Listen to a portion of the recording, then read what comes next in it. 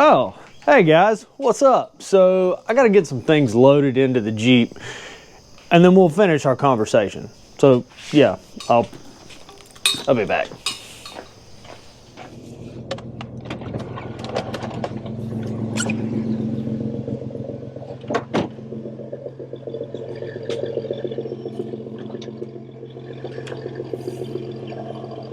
You might be asking, what does this have to do with anything motorcycle related?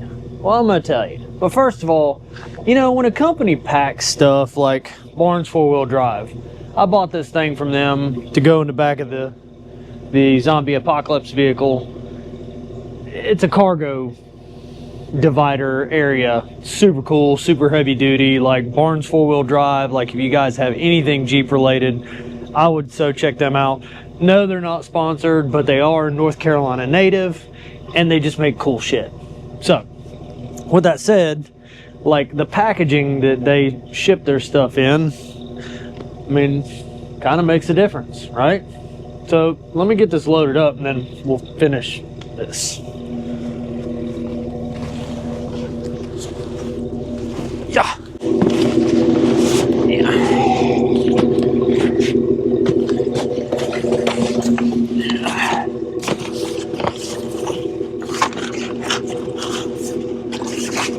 Get in there. So we're here at work, and where is work? A1 Cycles. As I talked about earlier, you know, packaging and shipping things can really make or break a situation. So that's why, well, I'm gonna let the man himself tell you all about it. So let's go inside and let Mr. Mike Beelan tell you all about shipping and what you can expect when shipping your transmissions or your crankshafts. Let's go inside.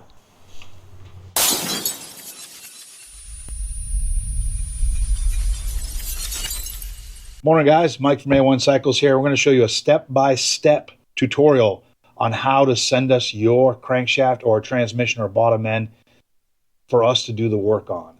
Proper packaging, proper preparation prevents box of the week. Our first step is go to a1cycles.net or a1cycles.com and go to the top right here where it says worksheet. If you're sending us transmission, click transmission. Print this out, fill it out, put it inside the box with the transmission. If you're sending us a crankshaft or a flywheel or a bottom end, click the crankshaft worksheet, print this out, fill it out, put it inside the box with your crankshaft or bottom end. Okay, next step is secure yourself a nice cooler. This is from walmart.com. It's $17. It is a 30-quart cooler. This fits crankshafts and transmissions. This is a 60-quart from walmart.com, $37, walmart.com. This takes bottom ends complete, Softail, M8, regular twin cam, Evo, everything fits in here bottom end wise with the studs on it. First thing you want to do is drill some 1/2-inch holes through the lid and through the side. We'll show you why later, but this is your basic building blocks that you need to get stuff here safely from across the world. Always place your crankshaft, transmission, or bottom end in a garbage bag if you have one at home, or a heavy clear bag. We have pre-made foam pieces for ours, but you want to put in there with a bunch of strict, thick cardboard packing. Not beach towels, not pillows, not peanuts, not spray foam. Thick cardboard packing. You want to put this in there, really secure. And then what we do is we take the lid and we secure it with large zip ties.